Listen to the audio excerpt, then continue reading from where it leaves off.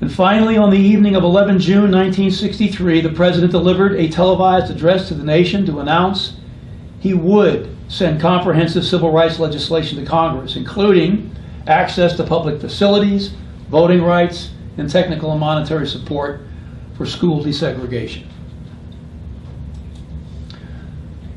He said the heart of the question is whether all Americans are to be afforded equal rights and equal opportunities.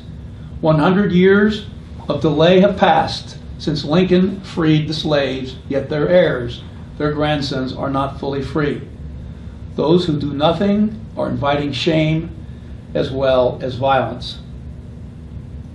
The racists answered that same evening when segregationist Byron de la Beckwith murdered Mississippi NAACP Field Secretary Medgar Evers. JFK himself had just a little over 5 months left to live. RFK's first dealings with Martin Luther King during the Kennedy presidency had been tense. Bobby authorized FBI surveillance of King as the Attorney General, and King resented having to ask RFK for help. A key spring 1963 conference between black leaders and Robert Kennedy, arranged by African-American author James Baldwin,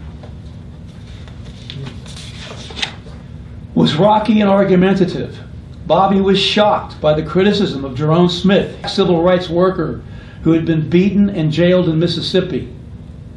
Referring to the Justice Department at this meeting, Smith said, quote, "I've seen you guys stand around and do nothing more than take notes while we're being beaten," unquote. Bobby took it personally. He argued with Smith, and after 3 hours of debate, the black participants walked, many of them senior civil rights leaders and entertainers and intellectuals, walked out in disgust.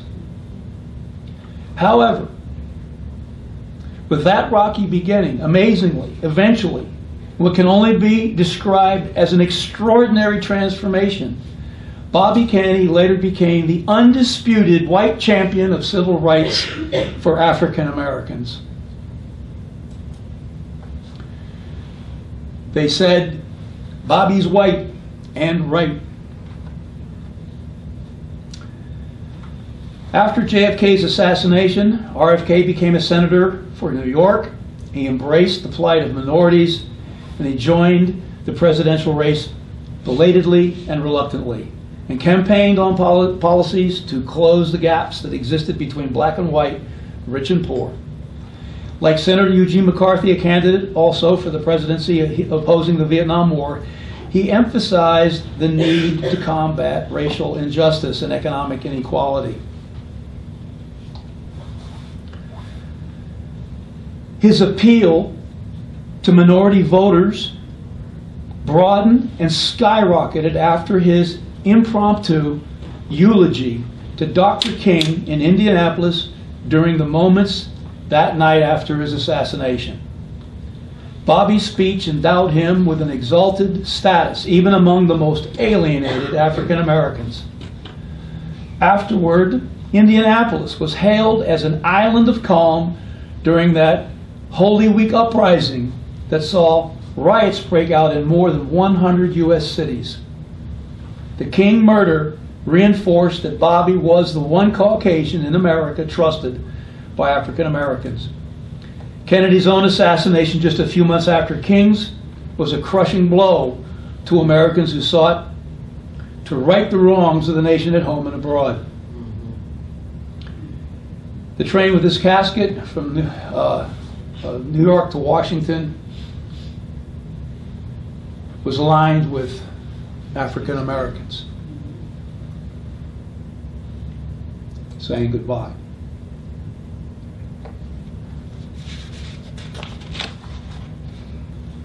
All right, well, that brings me to the main topic that I wanted to discuss with you this evening. The race issue in 1960 and the election of John Kennedy. Slavery was our original sin.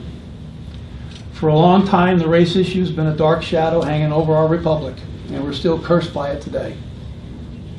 Fewer issues in our history cut as deeply into the fabric of American identity and moral purpose. In the 20th century, civil rights for African Americans became inextricably intertwined with the Kennedy presidency, more so than any other presidency except for Lincoln himself. By 1960, 1 century after emancipation, Southern white bigotry had succeeded in clawing back almost every step towards racial justice, save for slavery itself. Enmeshed in American electoral politics, segregation had become part of the American landscape. Where African Americans were able to vote, their votes were firmly in the electoral block box of the party of Lincoln, the Republican Party.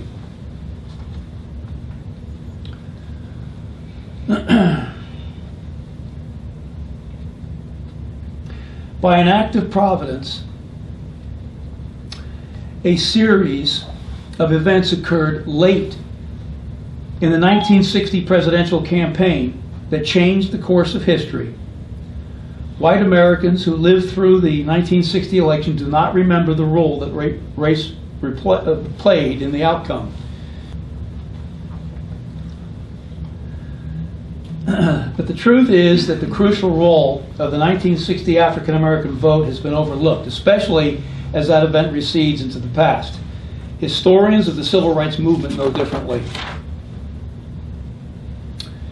In my presentation today, I will lay out what I believe was a causal chain of 6 race-related events that led to Kennedy's victory in the 1960 election.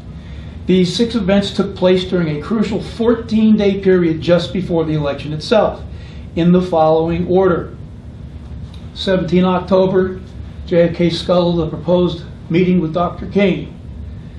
Because he wasn't at that meeting, he showed up with the students at the lunch counter and was arrested for the first time in his life and spent his first night in jail. Without those events happening, he would not have been before the judge in Georgia, who actually said, you know what, even though I'm letting all you guys out on bond, you're wanted on another charge in the adjacent county in DeKalb. And so King was transferred to the Reedsville Federal Penitentiary. Approximately 10 a.m. on 26 October, Kennedy makes a sympathy call to Coretta King. The next day, Robert Kennedy makes a call to Judge Mitchell in DeKalb, securing King's release. And on 28 October, the next day, the Blue Bomb, a scheme, is secretly launched. Pamphlets, and those blue bomb pamphlets are distributed on Sunday, 2 days before the election, and I've got a display of that over there in the corner, the real deal, the blue bomb. And I'll take you through these 6 events briefly. But first, let me just say this. It's my contention that each one of these events had to occur in order that the next event take place. And if any of these 6 events didn't take place, John Kennedy would never have been elected as president.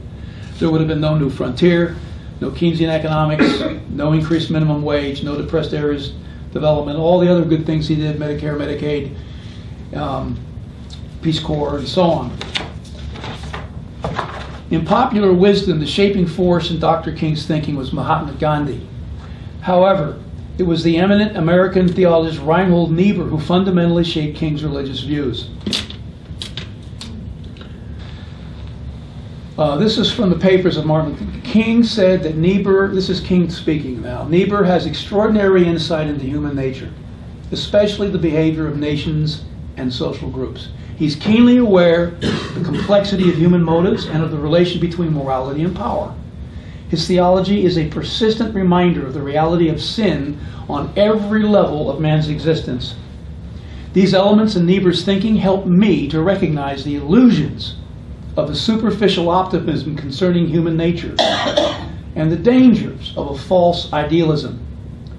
While I still believed the man's potential for good, Niebuhr made me realize his potential for evil. Moreover, Niebuhr helped me to recognize the complexity of man's social involvement and the glaring reality of collective evil. He did his PhD dissertation, by the way, on Niebuhr.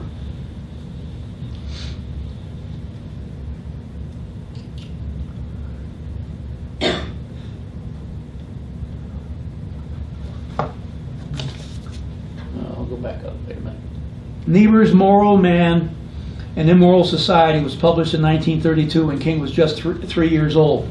That work was the beginning of the end of classical liberalism in American theology, because Niebuhr successfully attacked the social gospel's premise that the modern advance of reason could eliminate social evils. Niebuhr argued that there was no evidence that human beings became less predatory as they became better educated.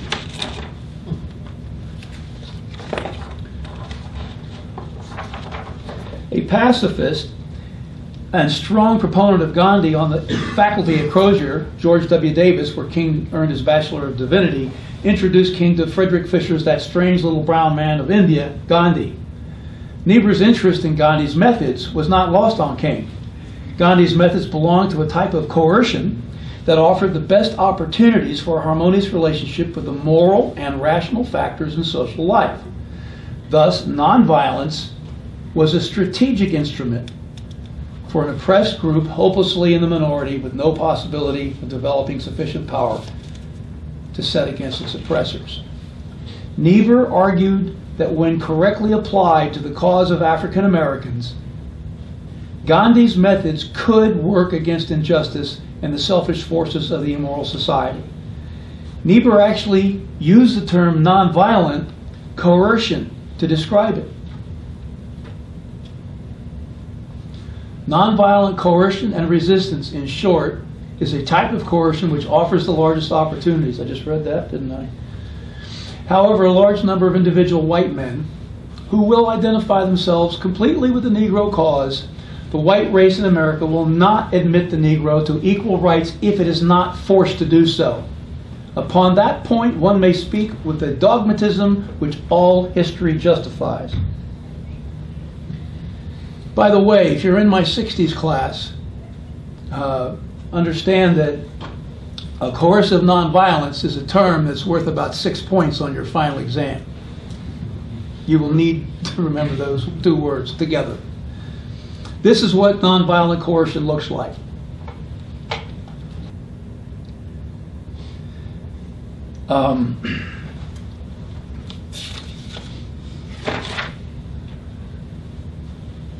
He successfully applied the strategy of coercive nonviolence, King did, in the tumultuous years of the Kennedy presidency, in that racists in each of these protests or sit-ins or things that were legal but not accepted, coerced the racists to all kinds of actions because of their racial hatred. They had no ability to withhold their hatred and beating people up and doing something like this and emptying, ice cream and sodas on the heads of the people just sitting there at the lunch counter. And at the same time, it coerced the government to enforce the laws. So it was a pretty good strategy. It was just very scary putting your body on the line, which is what they had to do.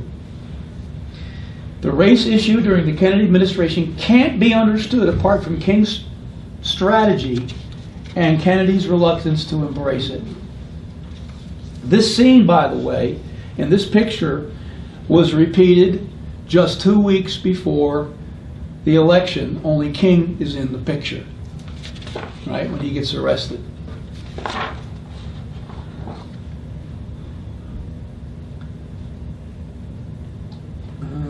Okay, what's going on here? So what happens is that let's see, let me go back here. After Kennedy won the Democratic nomination, King became the target of three conflicting forces.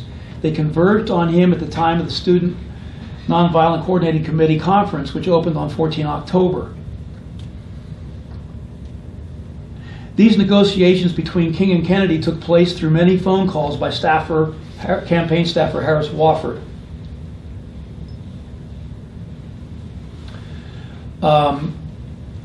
King agreed. I have to back up.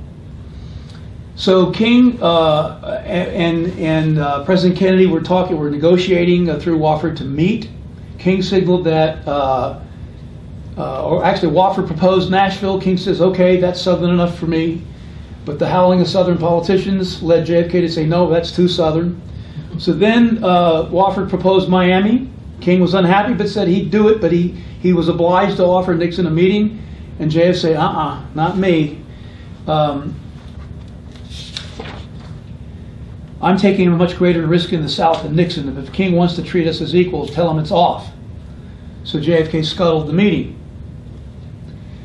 And then he was available to do what the SNCC students were asking him to do. Come join us at the sit-in. And he did. And he was the first to be arrested. The first to speak in court of Judge James E. Webb, who set bond at $250 pending trial. By the way, there was not another sit-in before the election, so if he doesn't go to that one, there is no President Kennedy. It doesn't happen. King chose jail rather than bail, embodying the essence, of course, of nonviolence. He spent the first night of his life in jail that night. 5 days later, Georgia dropped the charges, but the arrest of King was rolled into a previous traffic misdemeanor in another county.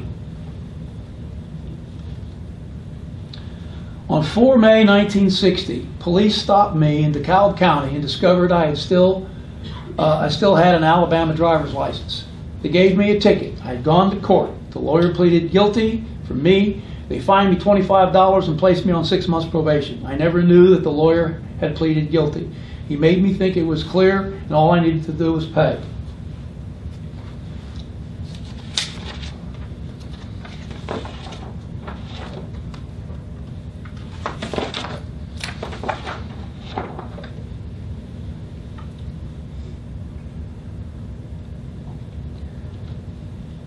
King's lawyers later discovered that the DeKalb County had never arrested or fined anyone on such a charge. King was the first time that ever happened. King had been singled out for the dispensation of justice DeKalb style. DeKalb County territory was terrifying to African Americans who knew that county officials sanctioned Ku Klux Klan parades through the corridors of the courthouse. The atmosphere felt more like a murder trial than a minor traffic case. Solicitor Jack Smith demanded a harsh penalty, saying that King had shown no signs of penitence or remorse. After King's chief attorney, Donald Hallowell, presented character witnesses and cogent arguments, Mitchell banged the gavel, revoked King's probation, and ordered him to serve 4 months at hard labor on state chain gangs, beginning immediately.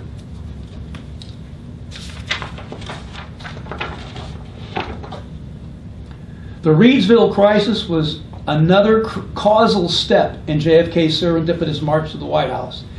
Had King's transfer to Reidsville not taken place, the 2 decisive phone calls by the Kennedy brothers, the next causal link in the chain, would never have taken place. In the short run, the more important call was RFK's. In the long run, the more dramatic call was JFK's. And that was Wofford's scheme. But frustrated by JFK's reluctance to take a more direct stand on civil rights, Wofford sensed that the danger to King provided a golden opportunity to make up for past mistakes.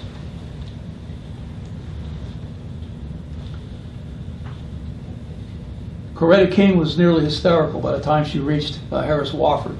She had just received a phone call that King was allowed on arrival at the Reidsville State Prison.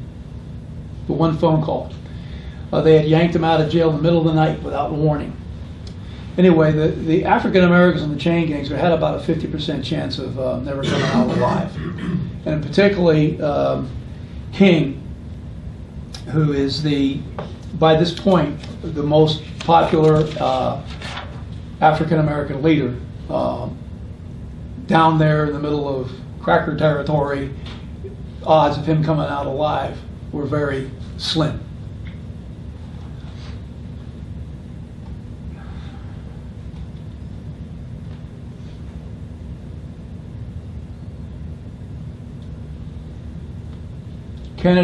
King's pregnant wife feared her husband would be lynched. Stunned, Senator Kennedy now faced the seemingly impossible task of balancing votes between Northern African Americans and Southern white bigots.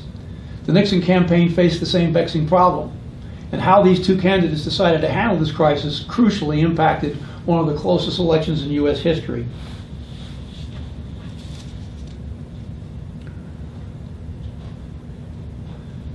Senator Kennedy called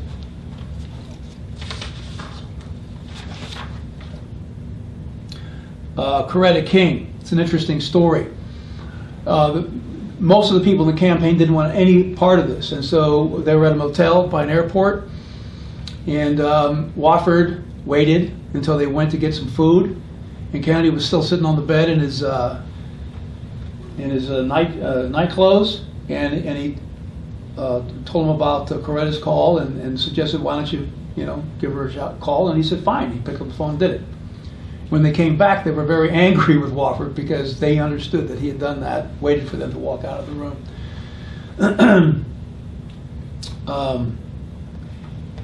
The other call was made the next day by the president's brother, who had actually been criticizing Wofford and Sergeant Shriver, who had married into the Kennedy family, incidentally, Eunice Kennedy, was a major officer in the campaign as well. And Lois Martin, a third person that was involved with the civil rights aspect of the campaign. RFK had been criticizing them for pushing too hard on that front. And so when he found out what was going on at DeKalb County, it was more than he could take. And he picked up the phone and called the judge. And why can't he be bonded out, is what he asked the judge. And the judge apparently didn't feel like getting any visibility for DeKalb County and himself, and so he did. He bonded him out. So that call gets him out of jail. And if that call is not made, even if King lives, we're not going to have the election of President Kennedy. There's not going to be a blue bomb. There's not going to be any of that stuff, because King's not going to be there to be quoted saying things that are going to help put Kennedy over the top, as you'll see.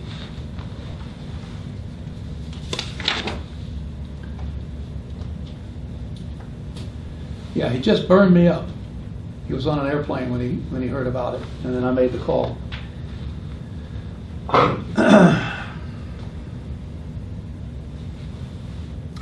This is Martin Luther King talking about it later. Senator Kennedy did it because, he's talking to John Kennedy now, because of his humanitarian bent. He had come to know me as a person. In the debates, he had done a good job when he talked about civil rights and what the Negro faces. At the same time, I think he naturally had political considerations in mind. He was running for an office, and he needed to be elected, and I'm sure he felt the need for the Negro votes. Continuing, King here, it indicated the direction that this man would take if he became president. Oh, this is, excuse me, I'm left something out here. He's talking now about Nixon. Nixon declined to do anything, to make any public comments about the King situation. And so this is, again, later, Martin Luther King, Dr. King saying, it indicated the direction that Nixon would take if he became president. He'd been supposedly close to me and would call me frequently seeking my advice. And yet when the moment came, it was like he had never heard of me. This is why I really considered him a moral coward. And I am convinced that he lost the election because of that.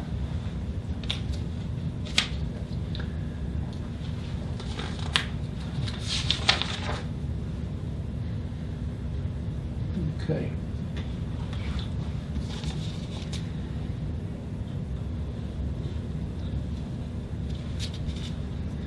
The background for the what else was going on with this is interesting. Before the brothers' calls, Georgia Governor Ernest Vandiver told JFK he would get King out of jail if JFK would not make a public statement. But then JFK ordered his staff not, and he did order his staff not to make a statement. But then when Kennedy, the governor started dragging his feet, and that's when Wofford and Martin and Shriver jumped into the situation.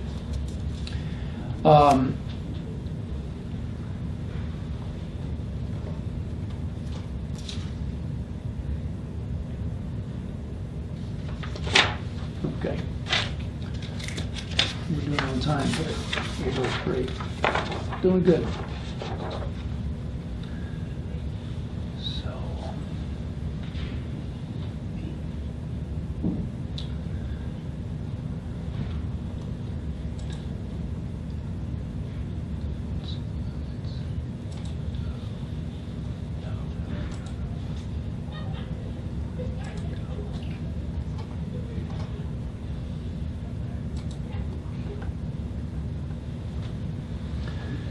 Despite Robert Kennedy's bare-knuckled scoldings, Wofford, Martin, and Shriver still held their jobs in the campaign.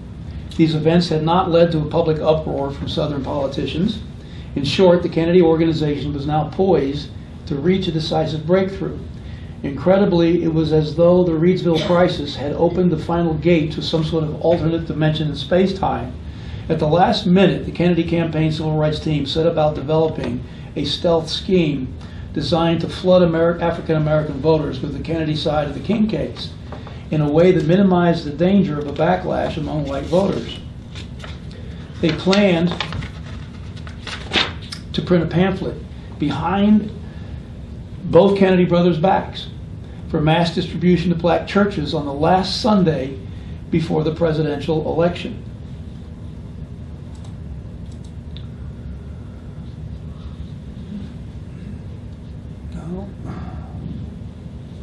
Here we go.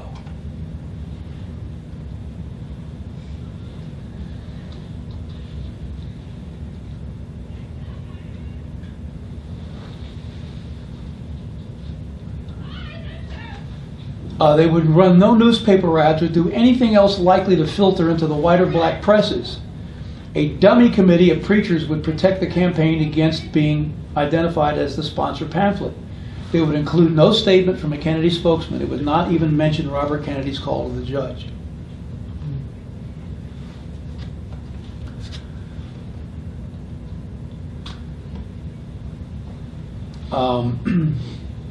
This is the statement of King's father, who had been a staunch Republican reporter. And this is his reaction. As a Baptist, I was going to vote against John Kennedy because he was a Catholic. But if he had the courage to wipe the tears from my daughter-in-law's eyes, then I have the courage to vote for him, Catholic or not.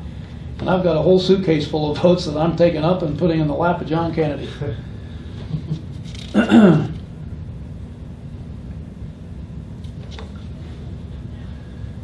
I got to go back. Okay. This is the blue bomb, and you can look at it later over in the corner there. This is the front cover of it, and these are the testimonies of the Kings. And this is Dr. King himself saying that he's indebted deeply to Senator Kennedy, who served as a great force in making my release possible.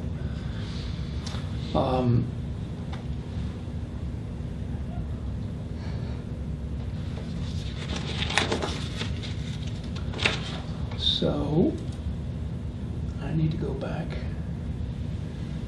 to here. Wofford directed the printing of 2 million pamphlets at sites across the country. 500,000 were printed in Chicago alone. The pamphlets were shipped to their final locations by Greyhound bus.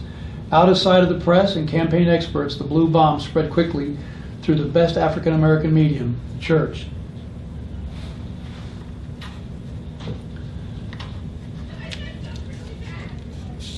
Everywhere in the African American community, the church bells of the Kennedy intervention were ringing. On the Sunday before the election, all across the country, the blue bomb pamphlets were distributed outside African American churches after enthusiastic worship services were over. The result was an unanticipated and stunning upset that changed the course of history.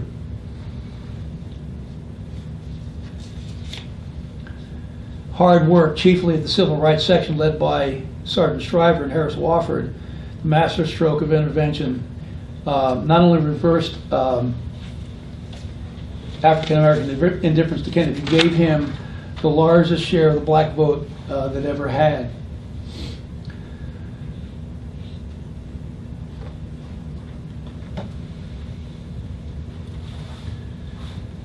In analyzing the black vote, almost all analyses agree that 7 out of 10 African Americans voted for Kennedy for president. Traditionally, they had been voting with the Republicans. Jackie Robinson campaigned for Nixon. And if the election had been held without any of these things happening that I've talked to you about tonight, that's about what would have happened. The same thing that happened, about the same amount of votes, less than half, maybe a lot less than half, would have gone to Kennedy, and the rest would have gone to Nixon. We hear about in Illinois the mafia stealing some ballot boxes in the south side of Chicago in Ward 1, and that's probably true. There's a lot of evidence for it. But when you look that's only a couple of ballot boxes, by the way. And it was a close edge in the whole state of Illinois. 9,000 votes separated the two candidates.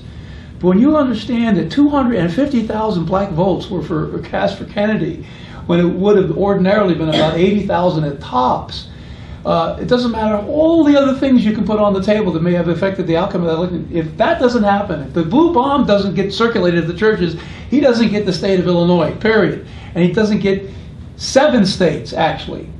7 states. If you read White's book on the election, he does every election cycle, he does a book on the results. 7 states had the same type of, we're looking here at Michigan and South Carolina. If those states that had just split 50-50 between Kennedy and Nixon, 7 states that went to Kennedy would have gone to Nixon, it would have been a landslide victory for Kennedy. And instead, it took till the next morning to figure out who won, and it happened to be Kennedy.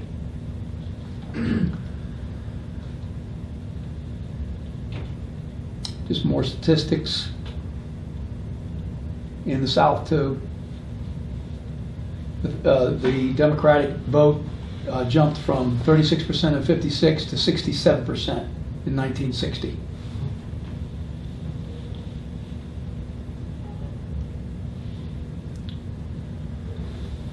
So, thinking about this and having done a lot of work on the Kennedy presidency in Volume 3, to include just about every aspect of the New Frontier.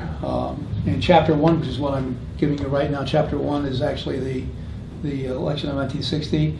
Chapter 6 is the Freedom Rides. And we have everything else. Chapters on Berlin, chapters on a lot that was taking place. All the Cuban stuff that we're studying this semester in the 60s class. In any event, I'm left wondering about a weird dichotomy here. And one part of it is to think about the bad things that didn't happen, but which would have happened had Kennedy not been elected, had race not been an issue. Those bad things would have included the continued plundering of the Earth's resources, which we've been doing for hundreds of years, especially in the 1800s and 1900s, behind the Monroe Doctrine. Set up some tin pot dictators here, and U.S. corporations that get all their resources for pennies on the dollar, backed up by a dictatorial military regime. That would have been one thing that would have continued, and it didn't. Kennedy put an end to it with his foreign policy of helping low-interest loans to the Middle American and South American countries, and endorsing more progressive leaders. There also would have not been peace in either hemisphere of our planet. And then if you think about the good things that did happen when the course of history did change, and that wouldn't have had race not played this role in the election, it's just amazing. The New Frontier, the Keynesian economics, increased minimum wage, depressed areas development, proposals for Medicaid, Medicare, increased Social Security benefits, the Peace Corps, the Alliance for Progress, that was South America. And virtually no wars, crucially no wars would have occurred in Cuba, Laos, and Vietnam. So it's a big deal, this election, and the way it changed history, but not for long. But I'm left marveling this disquieting postscript. Robert Kennedy, surreptitious, called a Judge Mitchell played the key role.